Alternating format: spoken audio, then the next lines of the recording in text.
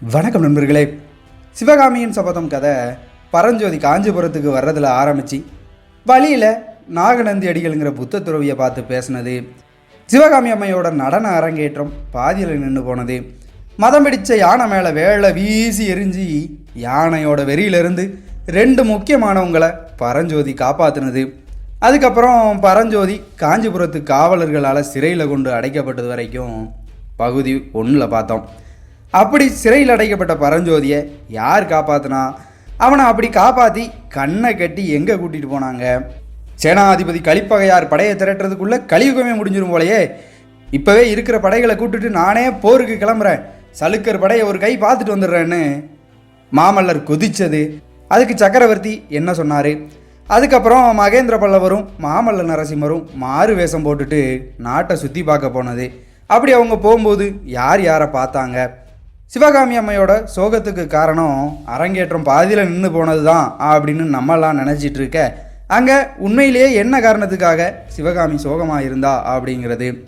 சிவகாமி ரதியை கூப்பிட்டுட்டு தாமரை குளத்து கரையில் போய் நின்னதும் அங்கே ஒரு வீரன் குதிரை மேலே வர்றது வரைக்கும் பகுதி 2லையும் சொல்லியிருந்தோம்.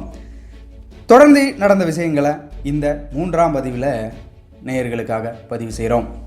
நம்முடைய சேனல் அருண் சந்த காலத்து ரேடியோவை இதுவரைக்கும் சப்ஸ்கிரைப் பண்ணாமல் பார்த்துட்டு இருக்கக்கூடிய அன்பர்கள் சப்ஸ்கிரைப் செய்து பெல் ஐக்கானையும் கிளிக் பண்ணிக்கோங்க. இதோ கதை தொடர்கிறது.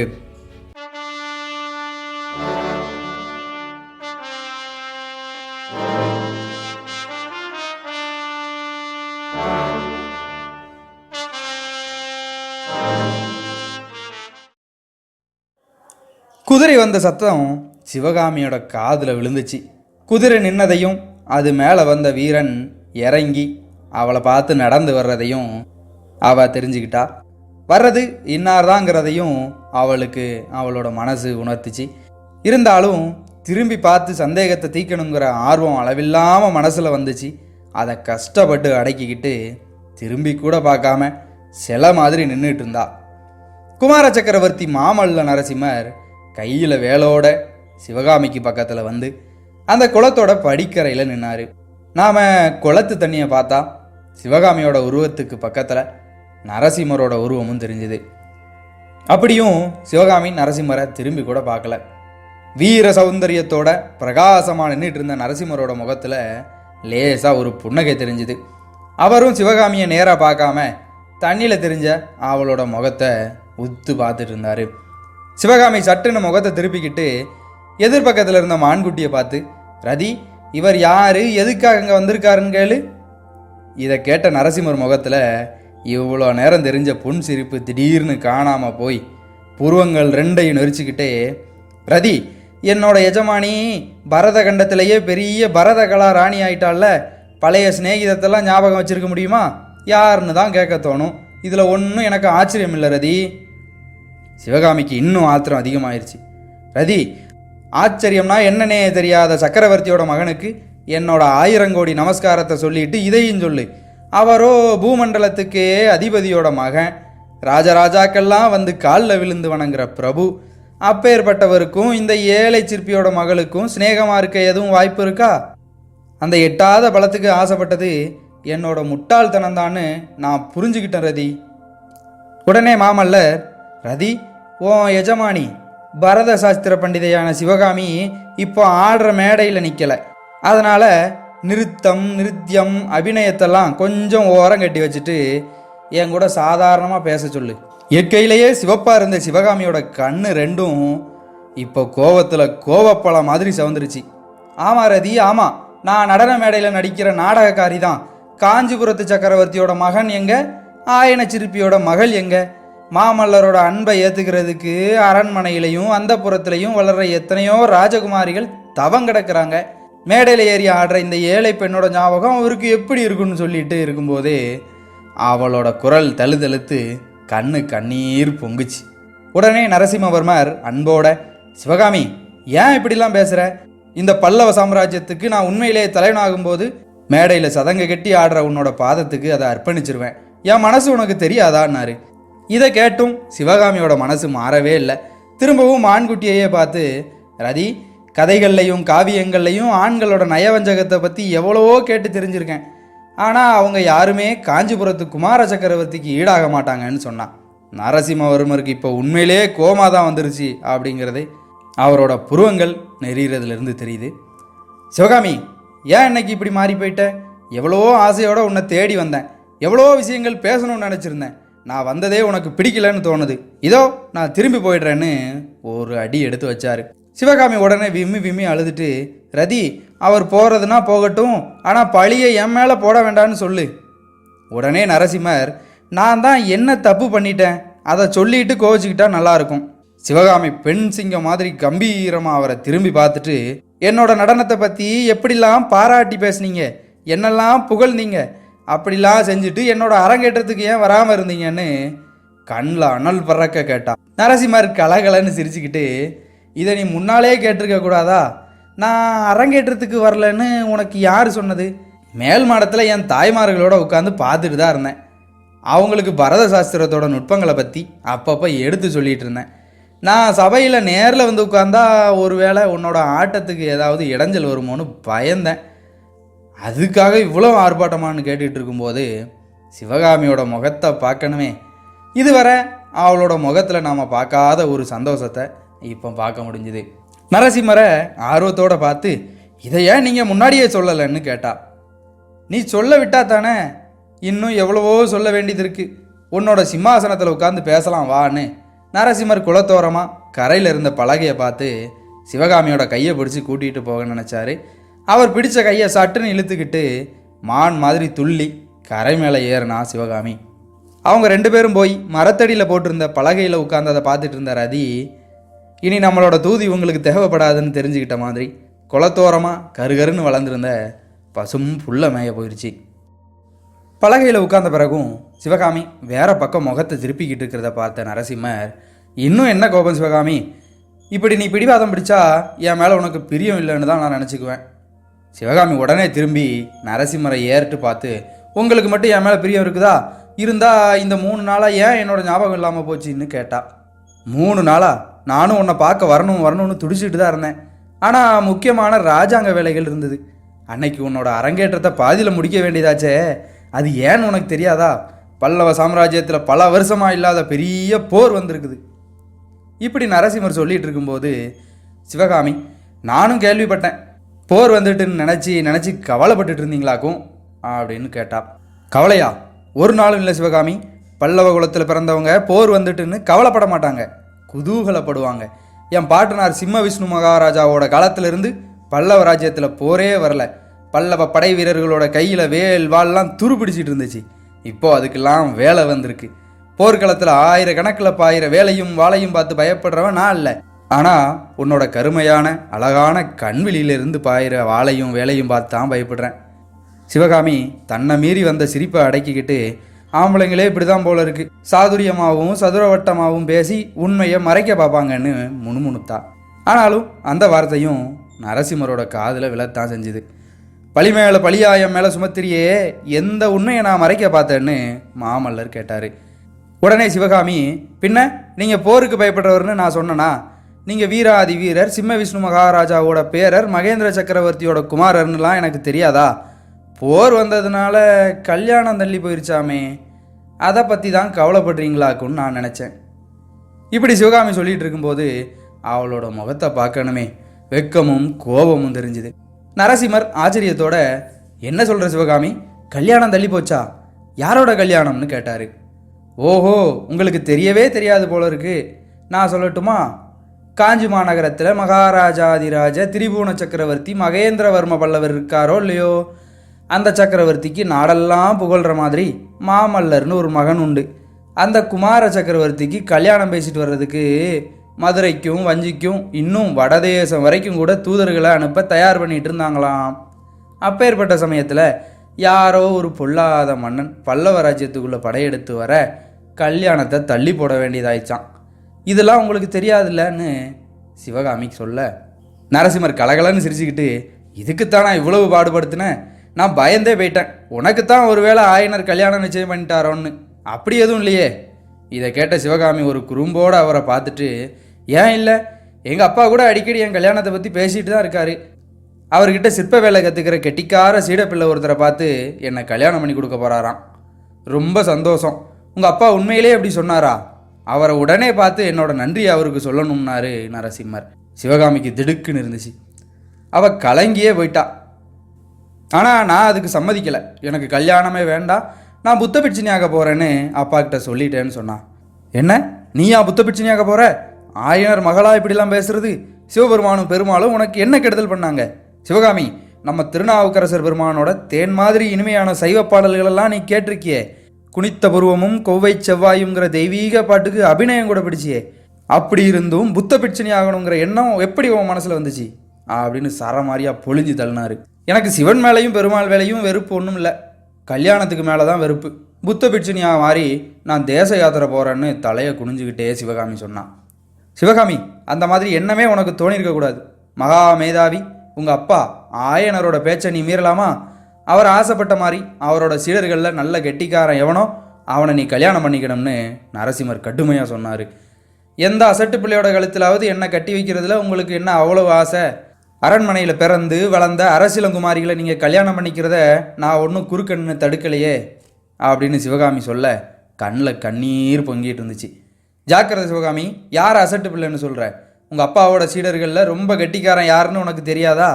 ஆயனர் எத்தனையோ தடவை குமார சக்கரவர்த்திக்கு சிற்பஞ்சதுக்கு வர்ற மாதிரி வேற யாருக்கும் வராதுன்னு சொன்னது இல்லையா? ஆயனரோட சீடர்களில் ரொம்ப கெட்டிக்காரனுக்கு தான் உன்னை கல்யாணம் பண்ணி கொடுக்குறதா இருந்தா எனக்கு தானே கொடுக்கணும். அதுக்காக நான் உங்கள் அப்பாவுக்கு நன்றி சொல்ல வேண்டாமான்னு நரசிம்மர் இப்போ குறும்பா ஒரு பதிலை சொல்ல சிவகாமி இப்போ பலகையிலிருந்து எழுந்து நின்றுட்டா. பிரபு, இந்த ஏழை பெண்ணுக்கு ஏன் வீண் ஆசை காட்டுறீங்கன்னு சொல்லிட்டு இதுக்கு மேலே பேச முடியாமல் விம்மி விம்மி அழ ஆரம்பிச்சிட்டா. நரசிம்மர் அவளோட கையை பிடிச்சி மறுபடியும் பலகையில் பக்கத்தில் உட்கார வச்சுக்கிட்டு, சிவகாமி, என்னை நீ இன்னும் புரிஞ்சிக்கலையா? இப்படி நீ கண்ணீர் விடுறதை பார்க்கும்போது அப்படின்னு சொல்கிறதுக்குள்ள சிவகாமி விம்மிக்கிட்டே, பிரபு, இது துயர கண்ணீர் இல்லை, ஆனந்த கண்ணீர்னு சொன்னான். நரசிம்மர் அவரோட அங்கவஸ்திரத்தை வச்சு சிவகாமியோட கண்ணீரை தொடச்சிக்கிட்டே, நினச்சி பார்க்க ஒரு விஷயம் ரொம்ப ஆச்சரியமாக இருக்குதுன்னு சொன்னார். கொஞ்ச நேரத்துக்கு முன்னால் சிவகாமியோட முகத்தை ரதி ஏறிட்டு பார்த்த மாதிரி இப்போ சிவகாமி நரசிம்மரை ஏறிட்டு பார்த்தான். அது என்ன ஆச்சரியமான விஷயம்னு அவரோட கண்களும் புருவங்களும் நரசிம்மரை பார்த்து கேட்குற மாதிரி இருந்துச்சு. நரசிம்மரும் சிவகாமியோட முகத்தை கண்ணாலேயே விழுங்குற மாதிரி பார்த்துட்டு பதில் சொல்ல ஆரம்பித்தார். 3 வருஷ காலத்துக்குள்ளே உங்ககிட்ட வந்த மாற்றங்களை பற்றி தான் சொல்கிறேன். உனக்கு ஞாபகம் இருக்கா சிவகாமி? சக்கரவர்த்தி நானும் முன்னாடி உங்கள் வீட்டுக்கு வருவோம். என்னை பார்த்ததுமே நீ கொஞ்சமும் கூச்சமோ தயக்கமோ இல்லாமல் ஓடி வருவ.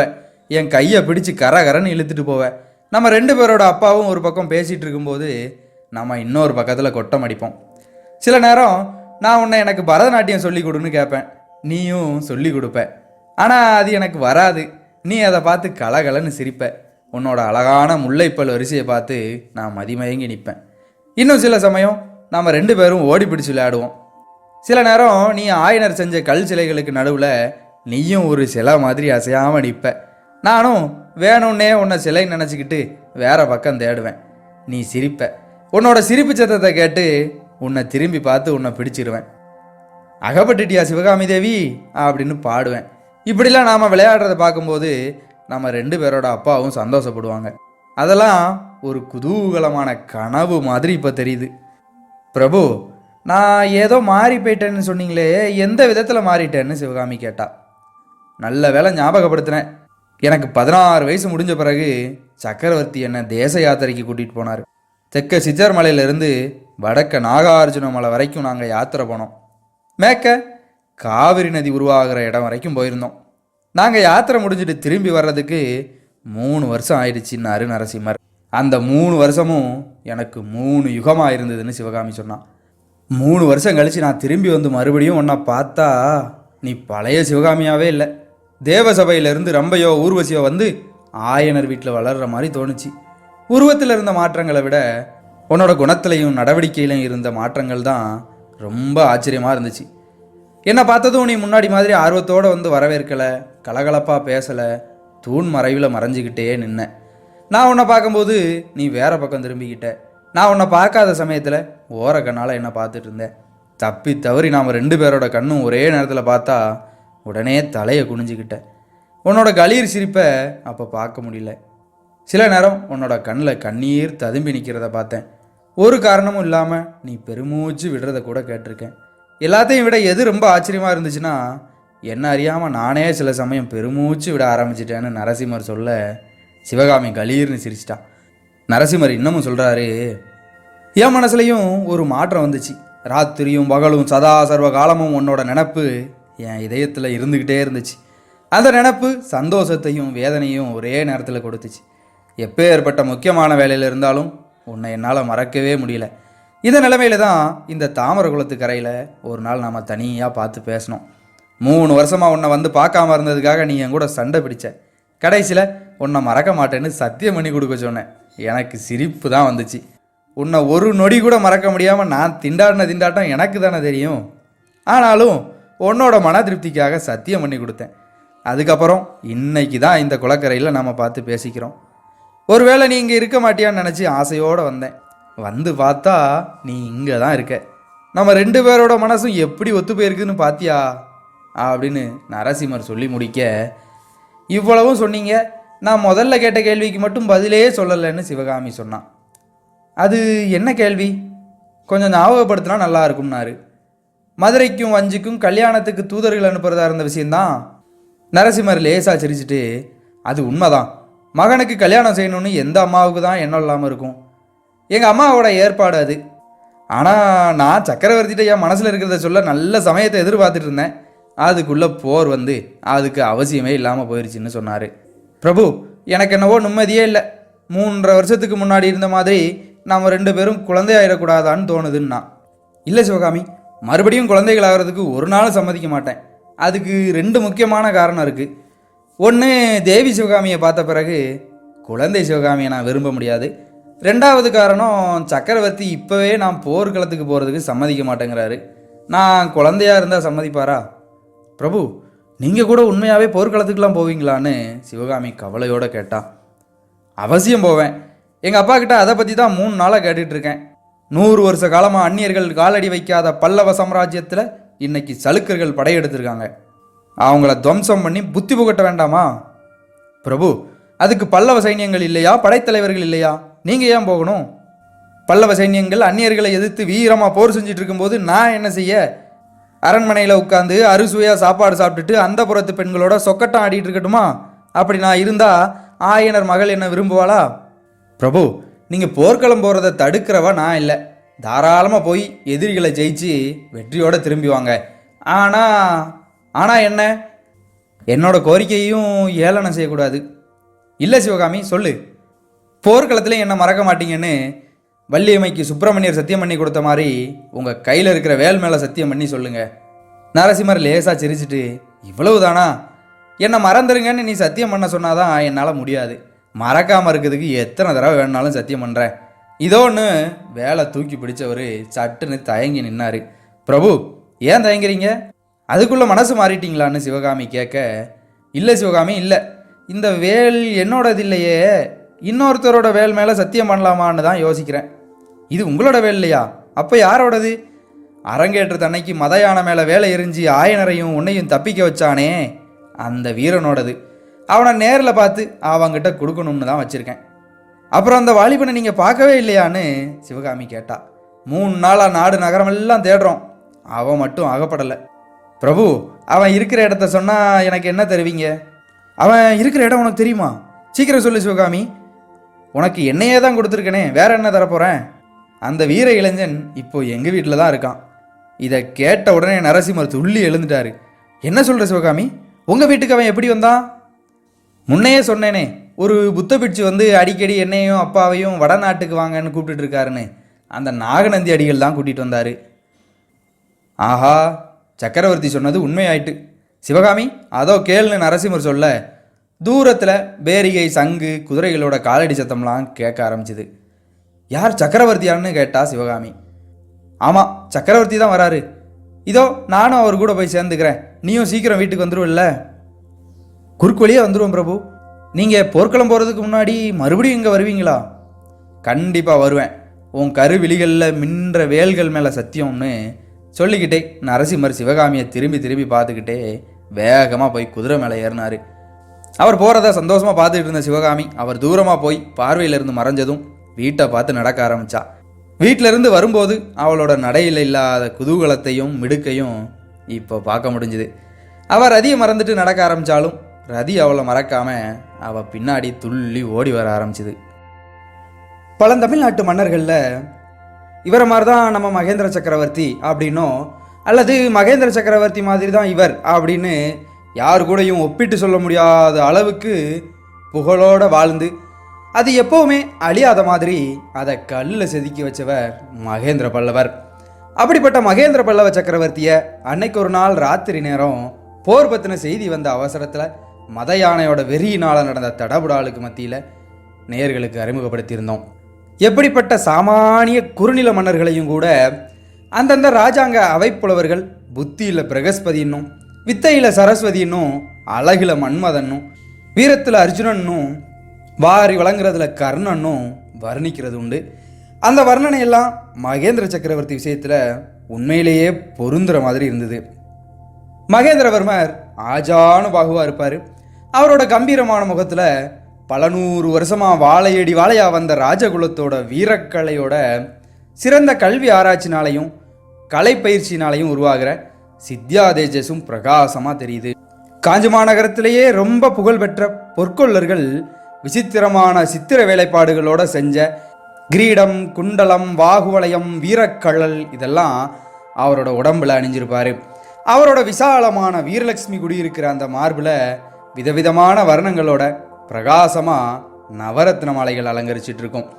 அபூர்வமான அழகும் நயமும் மென்மையும் கொண்ட பட்டு பீதாம்பரங்களை செய்கிறதுல அந்த நாள்லேயே காஞ்சிபுரம் ரொம்ப பேர் வாங்கின நகரமாக இருந்துச்சு. அப்படிப்பட்ட பீதாம்பரங்களை மகேந்திர சக்கரவர்த்தி அழகாக உடுத்திருக்கிறத பார்க்குறப்போ அவரால் அந்த பீதாம்பரங்களுக்கே பெருமைன்னு நெசவு கலைஞர்கள் பெருமையாக சொல்லுவாங்களாம். மகேந்திரர் தமிழ், வடமொழி, பிராகிருதம்னு 3 மொழிகள்லையும் சிறந்த தேர்ச்சி பெற்று அதில் பண்டிதராக இருந்தார். அதனால் வடக்க தட்சசீலத்திலிருந்து தெற்க கன்னியாகுமரி வரைக்கும் இருக்கிற பண்டிதர்கள் மகா ரசிகரான மகேந்திர சக்கரவர்த்தி கிட்ட தங்களோட திறமையை காட்டி பரிசு வாங்கிறதுக்காக காஞ்சிபுரத்துக்கும் வர்றதும் போகிறதுமா இருந்தாங்க. அன்னைக்கு 500 வருஷத்துக்கு முன்னாடி வடநாட்டில் உஜ்ஜயினி நகரத்தை ஆட்சி செஞ்ச காளிதாசன் மாதிரி மகா கவிஞர்களை ஆதரித்த சந்திரகுப்த விக்ரமாதித்யத்திற்கு பிறகு பண்டிதர்களுக்கும் கவிஞர்களுக்கும் கற்பக விருட்சமாக இருக்கிறவர் நம்ம காஞ்சி மகேந்திர சக்கரவர்த்தி தான்னு மக்கள் பேசிக்குவாங்க. சித்திரம், சிற்பம் மாதிரி கலைகளில் சக்கரவர்த்தி ஆர்வமாக இருந்தது மட்டும் இல்லாமல் அதெல்லாம் நல்லா கற்றுக்கிட்டு அந்தந்த கலைகளில் வல்லவர்களாக இருக்கிற கலைவாணர்களே பார்த்து ஆச்சரியப்படுற அளவுக்கு திறமையானவராக இருந்தார். சிற்பத்துறையில் மகேந்திரருக்கு இருந்த திறமையை பார்த்து அவருக்கு விசித்திர சித்தர்னும் சித்திரக்கலையில் இருந்த திறமையினால் சித்திரக்கார புலின்னும் பட்டம் கொடுத்துருந்தாங்க. மத்த விலாச பிரகசனம்ங்கிற நாடகத்தை வடமொழியில் எழுதி மத்த விலாசர்னும் பட்டம் வாங்கியிருந்தார். சங்கீத சாஸ்திரத்தில் சிறந்த ருத்ராச்சாரியார்கிட்ட சங்கீத கலையையும் கற்றுக்கிட்டு 7 நரம்புகள் இருக்கிற பரிவாதினிங்கிற வீணையையும் அபூர்வமாக மீற்ற திறமையோடு இருந்தார்.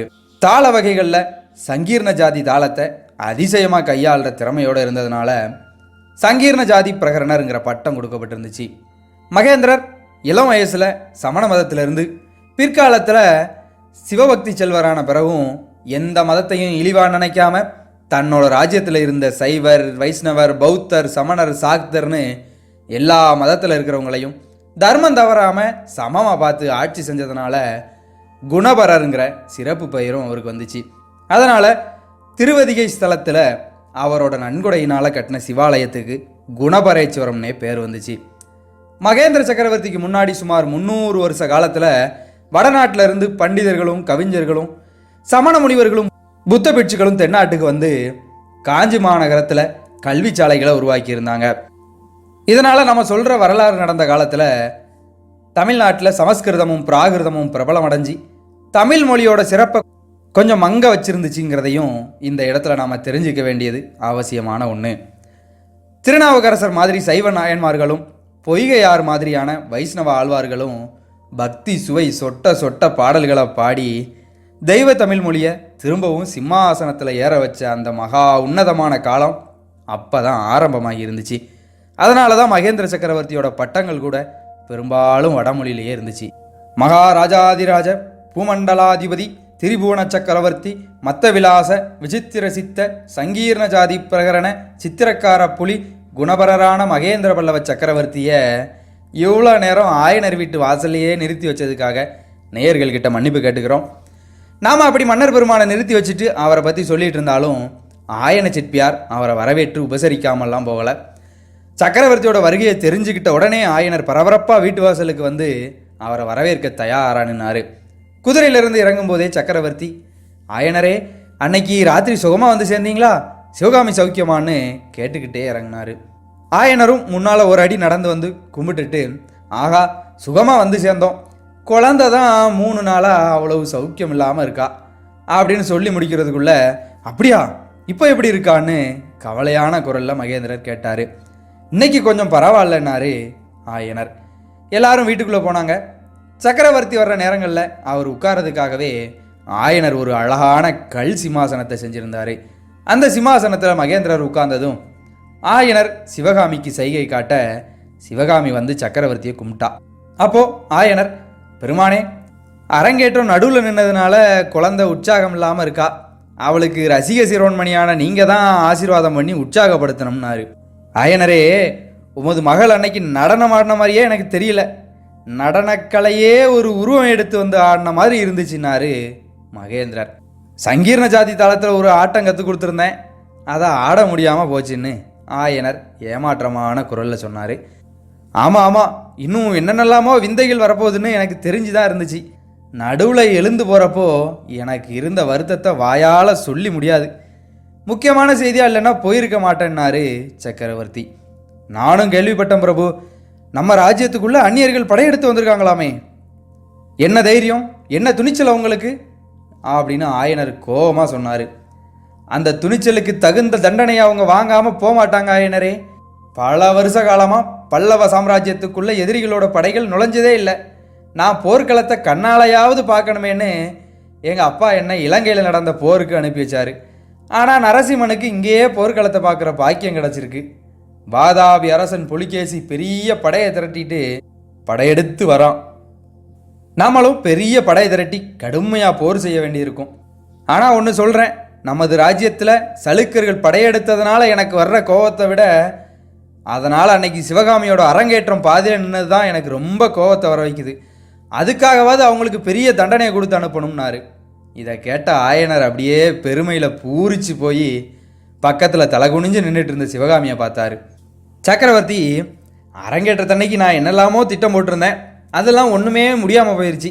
சபையில் செஞ்சுருக்க வேண்டிய சன்மானத்தை எங்கேயாவது செய்யலாம்னு நினச்சிருக்கேன், அதுக்கு ஒன்றும் ஆட்சேபனை இல்லையே அப்படின்னு சொல்லிக்கிட்டே கையில் இருந்த ரத்தின பையிலிருந்து அழகான ரெட்டை வட முத்து மலையை எடுத்தார். அப்போது ஆயனர், பெருமானே உங்களோட திருக்கையினால் கொடுக்கும்போது எங்கே கொடுத்தா என்ன, சிவகாமி உன்னோட பாக்கியமே பாக்கியம். இந்த பரதகண்டத்திலேயே சகல கலை நுட்பங்களையும் நல்லா உணர்ந்த விசித்திர சித்த மகாபிரபு உன்னோட கலைத்திறமையை மெச்சி உனக்கு சன்மானம் கொடுக்க போகிறார் அப்படின்னு சொல்லி சைகையை காட்ட சிவகாமி பணிவோட முன்னால் வந்து சக்கரவர்த்தியை கும்பிட்டு கையை நீட்டினான். மகேந்திரரும் முத்துமாலையை எடுத்து சிவகாமியோட கையில் வைக்கும்போது, அடடா இதென்ன திரும்பவும் அபசகணும். மாலை அவளோட கையிலிருந்து நழுவி கீழே தரையில் விழுந்துட்டு. இதை பார்த்தா ஆயனரோட முகம் சட்டுன்னு சுருங்கி போச்சு. மகேந்திர பல்லவர் கூட கொஞ்சம் கலங்கி தான் போயிட்டாருன்னு அவரோட புருவத்தை நெரிச்சதுலேருந்து நாம் தெரிஞ்சுக்க முடியுது. சிவகாமி அப்போ என்ன நினச்சான்னு நமக்கு தெரியல.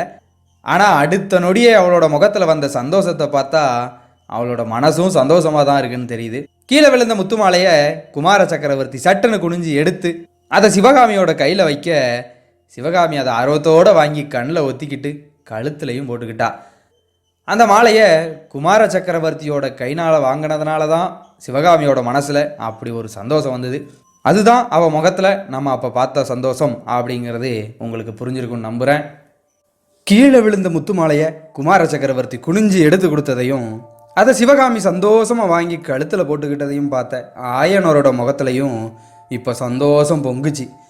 சக்கரவர்த்தி இதெல்லாம் பார்க்காத மாதிரி பார்த்துட்டு ஆயனரை பார்த்து, மகா சிற்பியாரே, இந்த முத்துமாலை மாதிரி எவ்வளவோ பெரிய பரிசுகளெல்லாம் சிவகாமி வருங்காலத்தில் வாங்க போகிறா. இந்த பல்லவ ராஜ்யத்துக்கே அவளால் புகழும் மகிமையும் கிடைக்க போகுது. வருங்காலத்தில் எது எப்படினாலும் சிவகாமியோட நடனக்கலை பயிற்சி மட்டும் எந்த இடைஞ்சலும் இல்லாமல் நடக்கணும். அவளுக்கு எந்த விதத்திலையும் உற்சாக குறைவே வராமல் நீர் தான் பார்த்துக்கணும்னு சொன்னார். ஆயனர், பல்லவேந்திரா, நீங்களும் குமார சக்கரவர்த்தியும் உற்சாகப்படுத்துறதுக்கு இருக்கும்போது சிவகாமிக்கு உற்சாக குறைவு ஏன் வரப்போகுது? எனக்கு தான் என்ன கவலை அப்படின்னு சொல்ல மகேந்திர பல்லவர், அப்படி இல்லை ஆயனரே, இந்த போர்னால நானும் குமார சக்கரவர்த்தியும் கொஞ்ச காலத்துக்கு இந்த இடத்துக்கு வர முடியாமலும் உங்களை பார்க்க முடியாமலும் போகலாம். அதனால் உங்கள் 2 பேரோட கலைப்பணிக்கும் எந்த விதமான குந்தகமும் வந்துடக்கூடாது. சிவகாமி புத்த பிட்சணியாக ஆசைப்படுறதா கொஞ்ச நேரத்துக்கு முன்னாடி சொன்னீரே, ஒரு விதத்தில் அது பொருத்தமானது தான். சிவகாமி சாதாரண பொண்ணு இல்லை, மற்ற பொண்ணுங்க மாதிரி கல்யாணத்தை முடித்து குடும்ப வாழ்க்கைக்குள்ளே போய் அற்ப சுகத்தில் காலங்கழிக்க பிறந்தவா இல்லை. பொண்ணாக பிறந்தவங்களில் லட்சத்தில் ஒருத்தருக்கு தான் இப்படிப்பட்ட கலை உணர்ச்சிலாம் இருக்கும். அதை போற்றி வளர்க்கணும். சம்சார வாழ்க்கையை பொறுத்த வரைக்கும் சிவகாமி அவளை பிச்சினியாவே நினச்சிக்கலாம். தெய்வீகமான நடனக்கலைக்கே அவளை அர்ப்பணிச்சுக்கணும் அப்படின்னு சொன்னார். இதை சொல்லும்போது மகேந்திர பல்லவர் மனசுக்குள்ளே என்ன இருந்துச்சுன்னு நமக்கு தெரியாது. ஆனால் அவர் சொன்ன விஷயம் அங்கே இருந்த 3 பேர் மனசுலையும் வேறு வேறு விதமான உணர்ச்சிகளை உண்டாக்குச்சு அப்படிங்கிறது அவங்களோட முகத்தை பார்க்கும்போது நமக்கு தெரியுது. ஆயனர் அவரோட மனசில் இருக்கிறத வார்த்தையாகவே சொல்லிட்டாரு. பிரபு, என் மனசில் இருக்கிறத நீங்கள் அப்படியே சொல்லிட்டீங்க. கல்யாணத்தை முடித்து இல்லற வாழ்க்கைக்குள்ளே போய் குழந்தைகளை பெற்று வளர்க்குறதுக்கு எத்தனையோ லட்சம் பேர் இருக்காங்க. அபூர்வமான இந்த தெய்வக்கலையை படிக்கிறதுக்கும் அதை வளர்க்குறதுக்கும் நிறைய பேர் இல்லை தானே? இப்படி ஆயனர் சொல்லிக்கிட்டே சிவகாமியை திரும்பி பார்த்து, சக்கரவர்த்தியோட பொன்னான வார்த்தையை கேட்டியாமா அப்படின்னாரு. சிவகாமியோட முகம் அப்போ கீழ்த்தரமான சிற்பி செஞ்ச உணர்ச்சி இல்லாத கல் சிலையோட முகம் மாதிரி இருந்துச்சு. எத்தனையோ விதவிதமான உணர்ச்சிகளை முகபாவங்களில், கண்ணிமையில், உதடுகளோட மடிப்பில் அற்புதமாக வெளிப்படுத்துகிற சிவகாமி அப்போது அவளோட சொந்த மனநிலையை வெளியில் காட்டிக்கிடக்கூடாது அப்படிங்கிறதுக்காக முகத்தை அப்படி வச்சிட்டு இருந்தா. அதுவும் அவளோட அபூர்வமான ஒரு திறமைன்னே சொல்லலாம். ஆனால் நரசிம்மவர்மர் சிவகாமி மாதிரி அபிநய கலையில் பயிற்சி இல்லாதவருங்கிறதுனால சக்கரவர்த்தி சொன்னதை கேட்டதுமே அவரோட முகம் சிவந்துருச்சு, உதடுகள் துடிச்சுது. மற்றவங்க கவனிக்காத மாதிரி உடனே அவர் பக்கத்தில் திரும்பி சிலைகளையும் சித்திரங்களையும் பார்க்குற மாதிரி அங்கேருந்து நகண்டு போயிட்டார். சக்கரவர்த்தியும் இவ்வளோ நேரம் உட்கார்ந்துருந்த சிற்ப சிம்மாசனத்திலிருந்து எந்திரிச்சு, சிற்பியாரே, எவ்வளவோ முக்கியமான அவசர வேலைகள் எனக்கு இருக்குது, இருந்தாலும் இங்கே வந்துட்டா எல்லாம் மறந்து போகுது. உங்கள் புது சிலைகளை பார்த்துட்டு சீக்கிரம் கிளம்பணும்னு சொல்லிக்கிட்டே நடந்தார். ஆயனரும் சிவகாமியும் அவர் பின்னாடியே நடந்தாங்க. மகேந்திர பல்லவர் ஆயனர் புதுசாக செஞ்சிருந்த நடன சிலைகளை பார்த்துக்கிட்டே, இது கஜகஸ்தம், இது அர்த்த சந்திர கஸ்தம்னு சொல்லிக்கிட்டே நடந்து ஆயனர் கடைசியாக செஞ்சு முடிச்சிருந்த சிலை பக்கத்தில் போனதும் ஆஹா அப்படின்னு சொல்லி நின்னார். கொஞ்ச நேரம் அதை உத்து பார்த்துட்டு, ஆயனரே, தொண்டை மண்டலத்தில் இருக்கிற சிற்பிகள்லையே உம்மை போல ஒரு சிற்பி இல்லை. ஆனால் நீர் கூட இதுவரைக்கும் இந்த சிலை மாதிரி ஜீவகலை பொருந்திய சிலையை செஞ்சது கிடையாது. அன்புக்குரிய ஒருத்தர் ரொம்ப காலமாக பார்க்க வராதனால உண்டான இருதய தாபத்தை இந்த சிலையோட முகபாவமும் மற்ற உடம்போட அமைப்பும் எவ்வளவு அழகாக வெளிப்படுத்துது. கண்களும் கண் இமைகளும் புருவங்களும் கூடலாம் நம்மளோட வாய் திறந்து பேசுது. ஆயனரே, சிவகாமியோட நடன அரங்கேற்றத்துக்கு பின்னால் இந்த சிலையை செஞ்சு முடிச்சிருக்கிறீர் இல்லையான்னு கேட்டார். ஆம் பெருமானே, இன்னைக்கு காலையில் தான் செஞ்சு முடித்தேன். சிவகாமி பெரிய மனசு பண்ணி இன்னைக்கு எனக்காக மறுபடியும் ஆடி அபிநயம் முடிச்சா. மகேந்திரர் புன்னகையோட சிவகாமியை பார்த்துட்டு, சிற்பியாரே, பரத சாஸ்திரத்தை தொகுத்து எழுதின முனிவர் 7 வகை புருவ அபிநயம்தான் சொல்லியிருப்பார். ஆனால் நம்ம சிவகாமியோட நடனத்தை மட்டும் பார்த்துருந்தாருன்னா புருவ அபிநயம் 7 வகை இல்லை 700 வகைன்னு உணர்ந்து அப்படியே அதை சாஸ்திரத்திலையும் எழுதியிருப்பாருன்னாரு. இப்படிலாம் பேசிக்கிட்டே போன சக்கரவர்த்தியோட பார்வை கொஞ்சம் தூரத்தில் இருந்த ஒரு பிரம்மாண்டமான புத்தர் சிலை மேலே விழுந்தது. அங்கேயே கொஞ்ச நேரம் நின்று புத்தர் சிலையை பார்த்துக்கிட்டே, ஆஹா, கருணாமூர்த்தியான புத்த பகவான் இந்த உலகத்தில் இருந்து இம்சையையும் போரையும் அடியோட ஒழிக்க நினைச்சாரு. அவரோட உபதேசத்தை இந்த உலகத்தில் இருக்கிற எல்லா மன்னர்களும் கேட்டு நடந்தா எவ்வளவு நல்லா இருக்கும். அப்படிலாம் நடந்த ஒரே புண்ணிய புருஷர் மௌரிய வம்சத்து அசோக சக்கரவர்த்தி ஒருத்தர் மட்டும்தான். அப்புறம் அப்படி ஒரு அகிம்சா மூர்த்தியான அரசர் இந்த நாட்டில் உருவாகவே இல்லைன்னாரு மகேந்திரவர்மர். ஆயனர் அப்படியே மௌனமாக நிற்க, சக்கரவர்த்தி, சிற்பியாரே, உம்மை ராஜாங்க விரோதியாக நினச்சி நியாயமாக தண்டிக்கணும்னு சொல்ல ஆயனரோட முகத்தில் பெரிய கலவரமே தெரிஞ்சுது. சக்கரவர்த்தி அடுத்தடுத்து பேசுனது அந்த கலவரத்தை ஒரு வழியாக சாதாரண நிலைமைக்கு மாற்றிருச்சு. ஆமாம், இங்கே வந்துட்டு உடனே திரும்பிடலாம்னு நினச்சிருந்தேன். என்னை இவ்வளோ நேரம் இங்கேயே தங்க வச்சிட்டீங்க. அதனால் எவ்வளவோ காரியம் நின்று போச்சு. போட்டும், இந்த தடவை உம்மை மன்னிச்சு விட்டுடுறேன்னு சொல்லிட்டு ஒரு சிரிப்பு சிரிச்சிட்டு மகேந்திரர் வாசலை பார்த்து நடந்தார். மற்றவங்களும் அவர் பின்னாடியே போனாங்க. வீட்டு வாசப்படியை தாண்டினதும் சக்கரவர்த்தி திரும்பி ஆயனரை பார்த்து, ஆயனரே, உம்மோட சிற்ப திருக்கோயிலுக்கு திரும்ப எப்போ வருவனோ தெரியாது. ஆனால் ஒன்று மட்டும் சொல்கிறேன், பூர்வீகமான இந்த பல்லவ ராஜ்யத்துக்கு ஒரு காலத்தில் அழிவு வந்தாலும் வரலாம். பெருமானே, ஒரு நாள் இல்லை அப்படிலாம் சொல்ல வேணான்னு ஆயனர் அலர்னாரு. பொறுமையாக கேளும் சிற்பியாரே, உலகத்தில் இதுக்கு முன்னாடி எத்தனையோ சாம்ராஜ்யங்கள் இருந்திருக்கு, அது அழிஞ்சும் போயிருக்கு. ஹஸ்தினாபுரம் என்ன, பாடலிபுத்திரம் என்ன, உஜ்ஜயினி என்ன, இதெல்லாம் இப்போ இருந்த இடம் தெரியல. அது மாதிரி இந்த பல்லவ ராஜ்யத்துக்கும் ஒரு நாள் முடிவு வரலாம். ஆனால் உம்மோட கலா சாம்ராஜ்யத்துக்கு ஒரு காலத்திலையும் அழிவே கிடையாது. தெய்வ தமிழ் மொழியும் தமிழ்நாடும் இருக்கிற வரைக்கும் உம்மோட சிற்ப சாம்ராஜ்யமும் நிலையாக இருக்கும். அப்போது ஆயனர் உணர்ச்சி வசப்பட்டு, பிரபு, என்ன மாதிரி 1000 சிற்பிகள் உருவாகி மறைஞ்சு போவாங்க, எங்களோட பெயரும் மறைஞ்சு ஒளிஞ்சு போகும். ஆனால் இந்த தமிழ்நாட்டில் சிற்ப சித்திர கலைகள் இருக்கிற வரைக்கும் உங்களோட திருப்பெயரும் குமார சக்கரவர்த்தியோட பெயரும் சிரஞ்சீவியாக நிலைச்சி நிற்கும்னாரு. அந்த மகா சிற்பியோட வாக்கு எவ்வளவு உண்மையான வாக்கு. மாமல்லபுரத்தை ஒரு கனவு உலகம் மாதிரி செஞ்ச தமிழ்நாட்டு மகா சிற்பிகளோட பெயர்கள்லாம் உண்மையிலே மறைஞ்சு போச்சு. ஆனால் மகேந்திர பல்லவர், நரசிம்ம பல்லவரோட பெயர்கள் சரித்திரத்தில் இன்னைக்கும் சிரஞ்சீவியாக இருக்குது.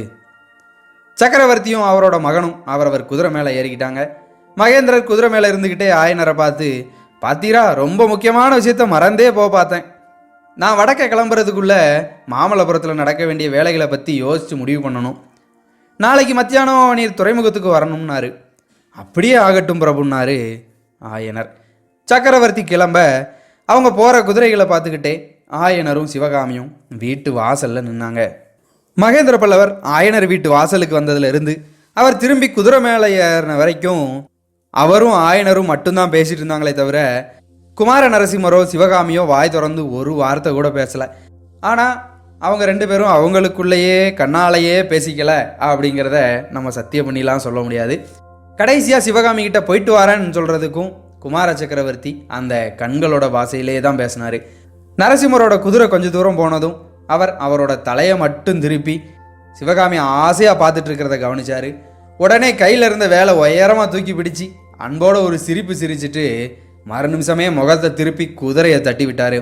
குமார சக்கரவர்த்தியோட சைகையை சிவகாமி தெரிஞ்சுக்கிட்டா. அவளோட கண்களும் கண்ணிமைகளும் புருவங்களும் கலீர்னு சிரிச்சுது.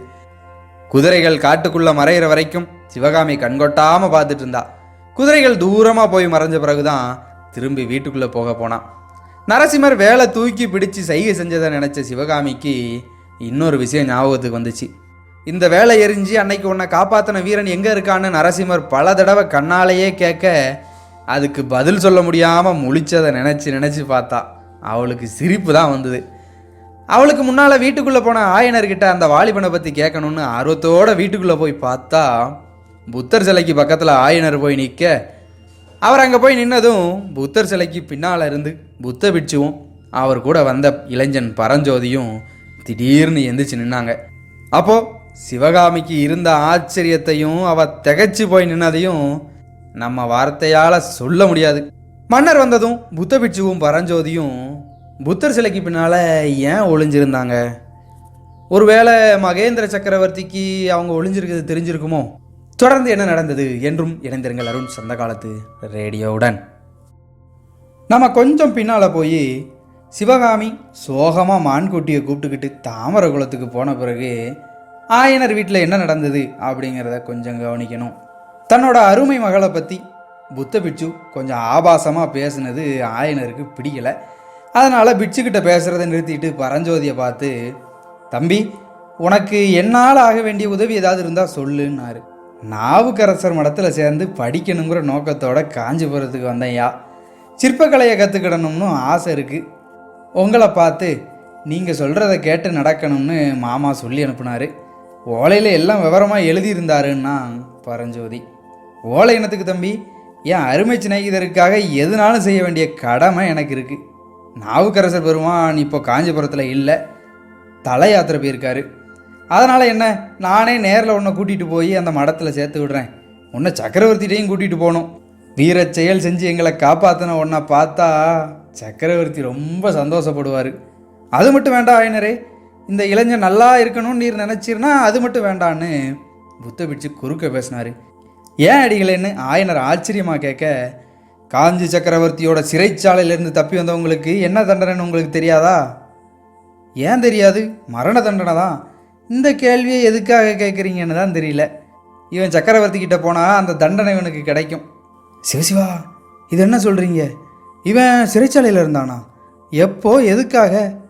உங்களை மத யானைக்கிட்ட இருந்து தப்பிக்க வச்ச அன்னைக்கு ராத்திரி காஞ்சிபுரத்துக்குள்ளே திக்கு திசை தெரியாமல் அலைஞ்சிட்டு இருந்தான். இவனை வேற நாட்டு ஒற்றணும்னு சந்தேகப்பட்டு காவலர்கள் சிறையில் கொண்டு அடைச்சிட்டாங்க. அடடா, அப்புறம்? அன்னைக்கு ராத்திரியே சிறையிலேருந்து தப்பிச்சிட்டான். என்ன எப்படி தப்பிச்சான்?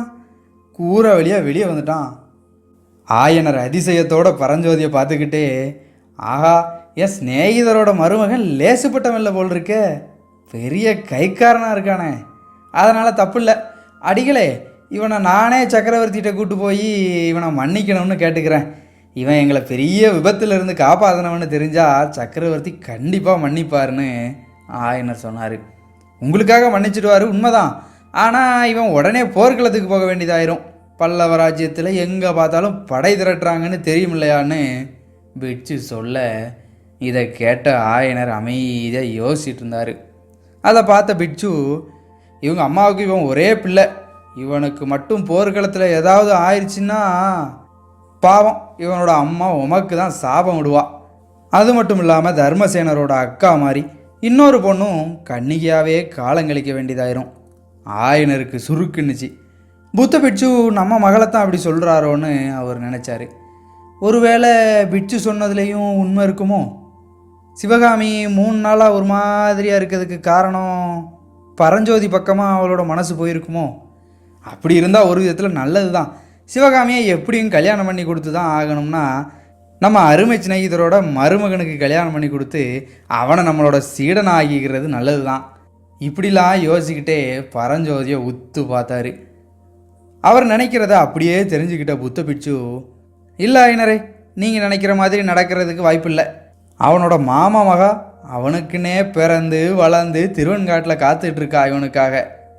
இதை கேட்டுட்டு இருந்த ஆயனர் புத்த பிட்சுவை, உமக்கு என்னோட மனசில் நினச்சது எப்படி தெரிஞ்சுதுன்னு கேட்குற மாதிரி ஒரு பார்வையை பார்த்துட்டு திரும்பவும் பரஞ்சோதியை பார்த்து, அப்படியா தம்பி, என் ஸ்நேகிதரோட பொண்ணை கட்டிக்க போறியான்னு கேட்டார். பரஞ்சோதி வெக்கத்தோட, ஆமாம் ஐயாண்ணா. புத்த சன்னியாசி, நாவுக்கரசர் மடத்தில் இப்போ இவனை சேர்க்கறதும் நல்லதுக்கு இல்லை.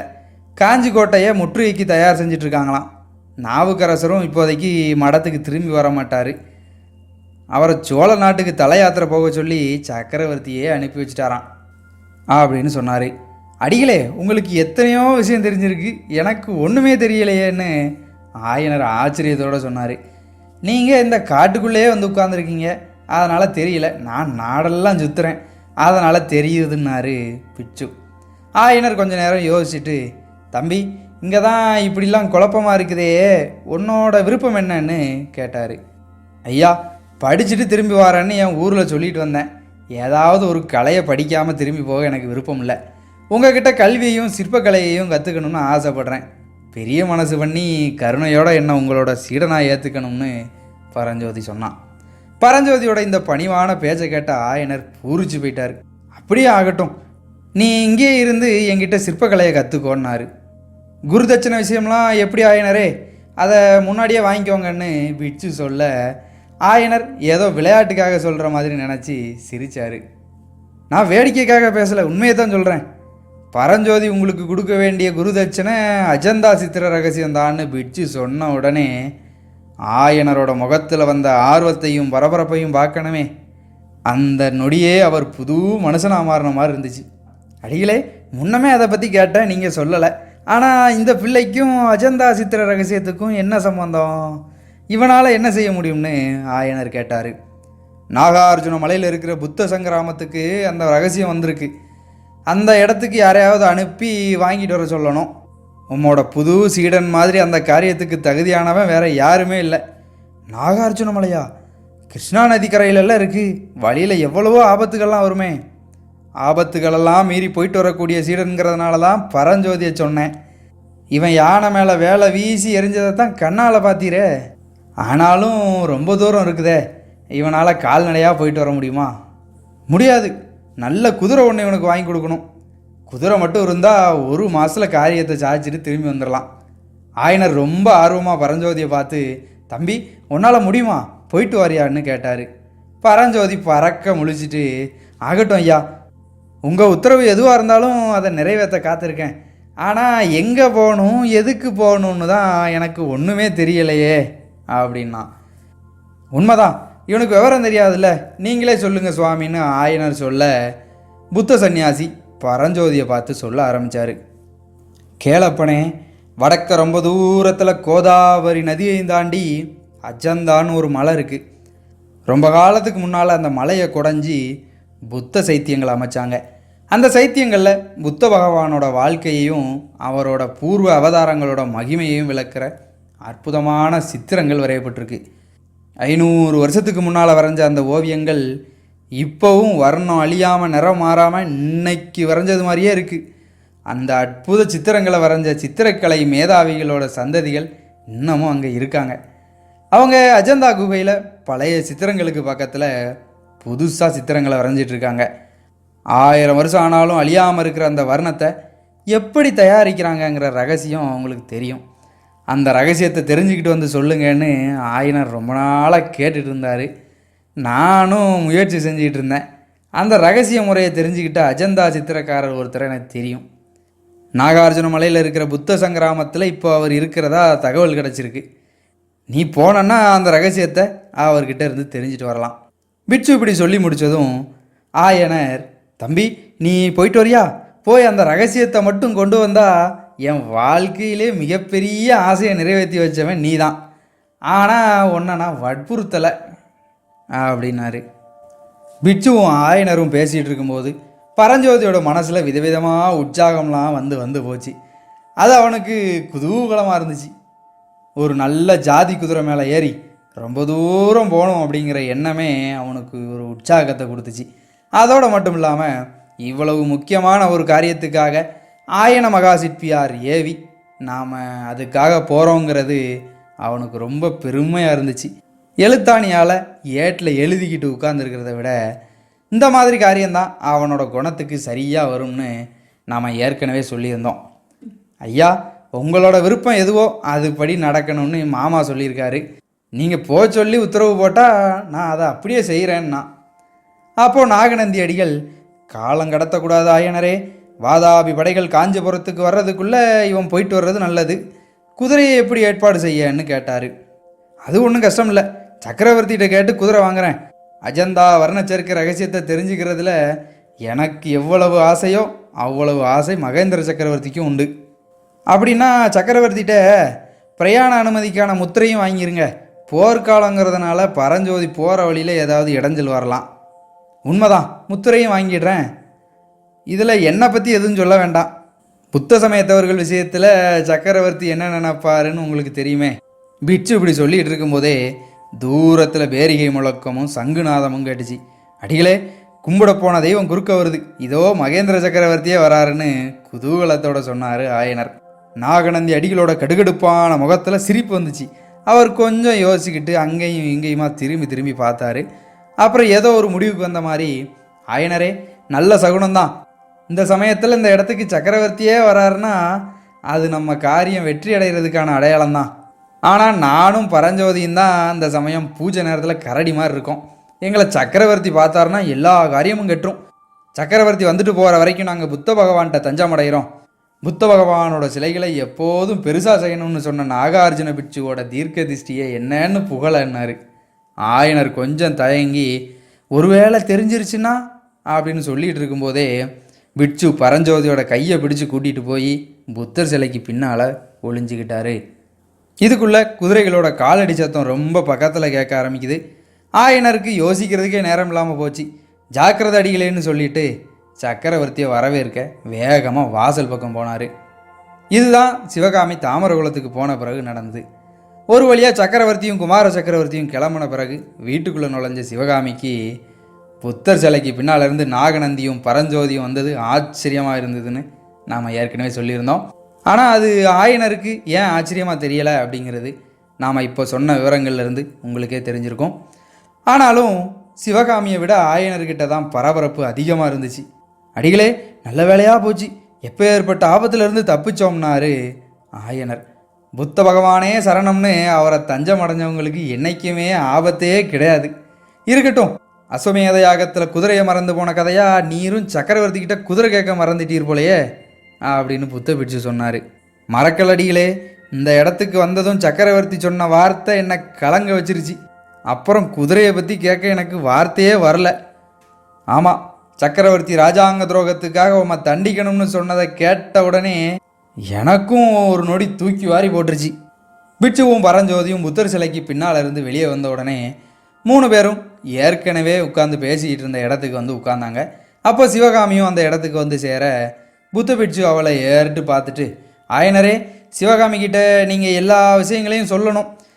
எங்களை ஏதோ பேயோ பிசாசோன்னு அவள் சந்தேகப்படுற மாதிரி இருக்குன்னாரு. 15 விதமான அபிநய பார்வையில் சந்தேகமும் அருவருப்பும் காட்டுற மாதிரி சிவகாமி புத்த பிட்சுவை ஒரு பார்வை பார்த்துட்டு ஆயனரை பார்த்து, இவங்க இவ்வளோ நேரம் இங்கே தான் இருந்தாங்களான்னு கேட்டா. ஆம் குழந்தாய், புத்தர் சிலைக்கு பின்னால் ஒளிஞ்சிருந்தாங்களா? ஆமாம், ஆனால் இதை பற்றி நீ என்னவோ ஏதோன்னு சந்தேகப்பட வேண்டாம். ஆயனர் அடுத்தடுத்து பேசுகிறதுக்குள்ள சிவகாமி, புத்த பகவானோட சிலைகளை பெருசாக பிரம்மாண்டமாக செய்கிறதுல எவ்வளவு நல்லது இருக்குன்னா, அதனால தான் மகாயான சித்தாந்தத்தை ஏற்படுத்தின நாகார்ஜுன பிட்சுவை நான் புகழ்கிறேன்னாரு நாகநந்தி. புத்த மதம் தொடங்கப்பட்டு கொஞ்ச நாள் வரைக்கும் புத்த பகவானோட சிலைகளை செய்கிறதுக்கும் அவரோட ஓவியங்கள் வரைகிறதுக்கும் தடை செய்யப்பட்டிருந்துச்சு. இந்த வரலாறு நடந்த காலத்துக்கு 200 வருஷத்துக்கு முன்னால் நாகார்ஜுன பிட்சு அப்படின்னு ஒரு மகான் பிறந்தார். அவர் மகாயான புத்த சித்தாந்தம்னு உருவாக்குனார். பாரத நாட்டோட வடகோடியில் நாலந்தாங்கிற இடத்துல சிறப்பாக இருந்த பௌத்த மடத்தோட தலைவர் அவர். அந்த நாகார்ஜுனர் நாடு முழுசும் யாத்திரை போய் வாதப்போர் நடத்தி மகாயான சித்தாந்தத்தை பிரச்சாரம் பண்ணார். அங்கங்கே சங்கிராமங்கிற பேரில் பௌத்த மடங்களையும் உருவாக்கி வச்சுட்டு போனார். அப்படிப்பட்ட சங்கிராமம் ஒன்றை அவர் கிருஷ்ணா நதிக்கரையில் இருந்த ஸ்ரீபர்வதத்திலையும் உருவாக்கியிருந்தார். அதனால தான் ஸ்ரீபர்வதத்துக்கு நாகார்ஜுன மலைன்னு பேரே மாறிடுச்சு. நாகார்ஜுனர் உருவாக்கின மகாயான புத்த மதம் புத்த பகவானோட சிலைகளை செய்யலாம், கோயில்களை கட்டலாம்னு அனுமதி கொடுத்துச்சு. அதனால தான் நாகார்ஜுன பிட்சுவை போற்றி வணங்குறேன்னு நாகநந்தி இதுக்கு முன்னாடியும் 2 தடவை சொன்னதை நீங்கள் கேட்டிருப்பீங்க. அதுக்கான காரணம் என்னன்னு இப்போ உங்களுக்கு புரிஞ்சிருக்குன்னு நம்புகிறேன். நாகநந்தி சொன்னதை ஒரு பெரிய விஷயமா எடுத்துக்காம, அப்பா, இவங்க எதுக்காக புத்தர் சிலைக்கு பின்னால் ஒளிஞ்சிருந்தாங்கன்னு சிவகாமி கேட்டா. அம்மா, நம்ம நாகநந்தி அடிகள் ராஜகுலத்தில் உள்ளவங்கள பார்க்கவே கூடாதுன்னு ஒரு விரதம் இருக்கார். உனக்கு தெரியாதா? இந்த பரஞ்சோதியும் அவர் கூட வந்ததுனால, அப்பா, சக்கரவர்த்தியும் மாமல்லரும் இவரை பார்த்துருந்தா எவ்வளோ சந்தோஷப்பட்டிருப்பாங்க. உன்னை கவனிச்சிங்களா? மாமல்லர் கையில் ஒரு வேல் வச்சுருந்தாரே, அது இந்த வீரரோட வேல் தான். நாகநந்தி திரும்பவும், இதில் என்ன ஆச்சரியம் சிவகாமி, இப்போ தான் பல்லவ சாம்ராஜ்யத்துக்கு நிறைய ஆயுதங்கள் தேவைப்படுதே, அதனால் ஊரில் இருக்கிற உடஞ்ச வேல், வாள், ஈட்டி எல்லாத்தையும் தேடி தேடி சேர்த்து வைக்கிறாங்களேன்னாரு. சிவகாமி அவரை எரிக்கிற மாதிரி ஒரு பார்வையை பார்த்துட்டு, அப்பா, குமார சக்கரவர்த்தி இந்த வீரர்கிட்ட திருப்பி கொடுக்கறதுக்காகவே கூட அந்த வேலை கையிலே வச்சுருந்துருக்கலாம். நம்ம மாமல்லர் மாதிரி உண்மையான வீரர்களை பாராட்டுறவங்க வேற யாரு? இவரை நீங்கள் சக்கரவர்த்திகிட்ட கண்டிப்பாக கூட்டிகிட்டு போகணும்னு சொன்னா. ஆயனர் தட்டு தடுமாறி, ஆகட்டுமா, என்னோட உத்தேசமும் அதுதான். பரஞ்சோதி வடக்க போயிட்டு திரும்பி வந்ததும் சக்கரவர்த்திகிட்ட கூட்டிகிட்டு போகிறேன்னாரு. சக்கரவர்த்தி வந்திருந்த சமயத்தில் சிலை பின்னால் ஒளிஞ்சிருந்ததுனால அவமானத்தினாலையும் சிவகாமி விஷயத்தில் இருந்த இயற்கையான ஒரு கூச்சத்தினாலையும் இவ்வளோ நேரம் பரஞ்சோதி மனசும் உடம்பும் குறுகி அமைதியாக இருந்தான். ஆனால் சிவகாமி அவனுக்காக பரிஞ்சு பேசினது அவனோட ஆத்மாவையும் நாக்கையும் கட்டியிருந்த கயிறை அறுத்த மாதிரி இருந்துச்சு. அவன் சிவகாமியை நன்றியோடு பார்த்துட்டு ஆயனரை பார்த்து, ஐயா, உங்கள் மக சொல்கிறது உண்மைதான். குமார சக்கரவர்த்தியோட கையில் இருந்த வேல் என்னோடது தான்னு எனக்கு கூட தோணுச்சு. அதை வாங்கி கொடுத்தீங்கன்னா நல்லது. ரொம்ப தூரம் போகும்போது கையில் ஏதாவது ஆயுதம் அவசியம் தானேன்னா. அப்போ புத்த பிட்சு, ஆயுதத்துக்கு தானே இப்போ அவசரம், வேலும் ஈட்டியும் எத்தனை வேணுனாலும் நான் வாங்கி தரேன். முக்கியமான காரியம் ஆகலையே, குதிரையும் அடையாள முத்திரையும் கேட்காம விட்டுட்டீரே ஆயனரேன்னாரு. அது ஏன் பொறுப்பு, நாளைக்கு மாமல்லபுரத்துக்கு வரணும்னு சக்கரவர்த்தியோட உத்தரவு, அங்கே கேட்டு வாங்கிட்டு வர்றேன். கிளம்புறதுக்கு மற்ற ஏற்பாடுகளை கவனிங்கன்னு ஆயனர் சொன்னார். அப்பா, இந்த அண்ணன் ரொம்ப தூரம் போக போகிறாரா? எந்த ஊருக்கு எதுக்காகன்னு சிவகாமி கேட்டா. நான் தான் அனுப்புகிறேம்மா, ரொம்ப முக்கியமான ஒரு காரியத்துக்காக அனுப்புகிறேன். 9 வருஷமாக ராத்திரி பகலாக நான் கண்ட கனவு நிறைவேற போகுது சிவகாமி. இந்த உத்தம புத்த பிட்சுவோட உதவியால் அது நிறைவேற போகுதுன்னு ஆயனர் சொல்லும்போது பார்த்தா அப்படி ஒரு ஆர்வமும் பரபரப்பும் அவர் சொல்கிறதுல இருந்துச்சு. நீங்கள் என்ன கனவு கண்டீங்க, அது எப்படி நிறைவேற போகுது, எனக்கு ஒன்றுமே புரியலையேன்னா சிவகாமி. அஜந்தா மலைக்குகையில் இருக்கிற அதிசய வர்ண சித்திரங்களை பற்றி நிறைய தடவை உனக்கு சொல்லியிருக்கிறேன்ல. 500 வருஷம் ஆகியும் அழியாத அந்த வர்ணத்தோட ரகசியத்தை தெரிஞ்சுட்டு வரத்தான் இந்த பிள்ளைய என் அருமை சிநேகிதரோட மருமகனை வடக்கு அனுப்ப போகிறேன். 500 வருஷமாவது அழியாமல் இருக்கிறதாவது எனக்கு நம்பிக்கை இல்லைப்பான்னு சொல்லி சிவகாமி சந்தேகத்தோடையும் அவநம்பிக்கையோடையும் பிட்சுவை பார்த்தா. அதை நம்புறது கஷ்டம்தான். கேள்விப்பட்ட உடனே முதல்ல என்னாலையும் நம்ப முடியல.